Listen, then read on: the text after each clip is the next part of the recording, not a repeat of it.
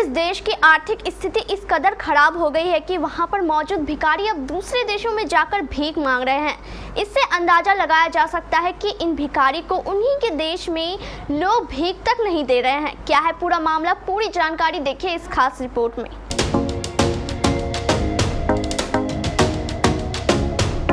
पाकिस्तान एक बार फिर अंतर्राष्ट्रीय शर्मिंदगी का सामना कर रहा है। कभी कंगाली तो कभी दुनिया के देशों और वित्तीय संस्थाओं से कर्ज मांगने की आदत ने पाकिस्तान को दुनिया में शर्मिंदा किया है। ताजा मामला पाकिस्तान की अंतर्राष्ट्रीय हैसियत को और भी दागदार बनाने वाला है। इस बार पाकिस्तान अपने भिखारियों की वजह से चर्चा में है।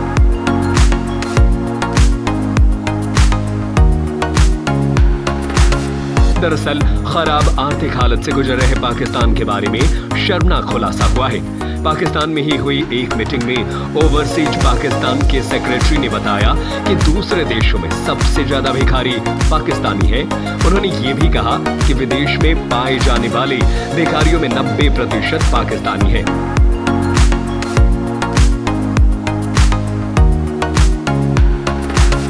पाकिस्तान के भिखारी भी धार्मिक यात्राओं के नाम पर दूसरे देशों में जाते हैं और वहां भीख मांगने के नाम पर काम में जुट जाते हैं।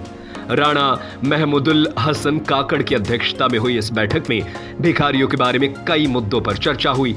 ओवरसीज पाकिस्तानी सेक्रेटरी जीशान खानजादा ने कमेटी को बताया कि पाकिस्तान के भिखारी जियारत के नाम पर इराक और सऊदी अरब जैसे देशों में जाते हैं। ज्यादातर लोग उम्राह करने के लिए सऊदी अरब का वीजा लेते हैं और वहां जाकर भीख मांगने का कारोबार शुरू कर देते हैं।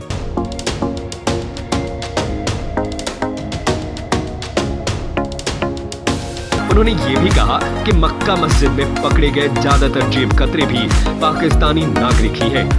खानजादा ने कहा कि इराक और सऊदी अरब के राजदूत शिकायत करते हैं कि पाकिस्तानी भिखारियों के चलते उनकी जेलें भर गई हैं। उन्होंने बताया कि अब ये मुद्दा मानव तस्करी के अंतर्गत आता है।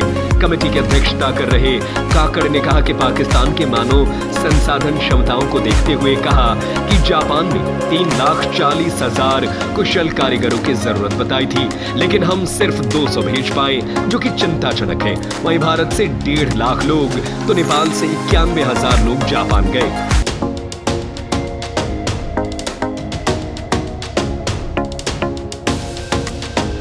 उन्होंने कहा कि हमारे पास 50,000 बेरोजगार इंजीनियर हैं, जबकि नेपाल की कुल जनसंख्या की 3 करोड़ है।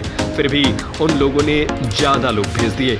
मीटिंग में इस बात पर भी चिंता जताई गई कि कम पढ़े लिखे होने की वजह से भी ये लोग भीख मांगने लगते हैं। और दूसरी बात ये भी है कि दूसरे देशों के लोग पाकिस्तानियों पर ज्यादा भरोसा नहीं करते हैं। वैसे इस खबर पर आप क्या कुछ कहना चाहेंगे? हमें अपनी राय कमेंट करके जरूर बताएं।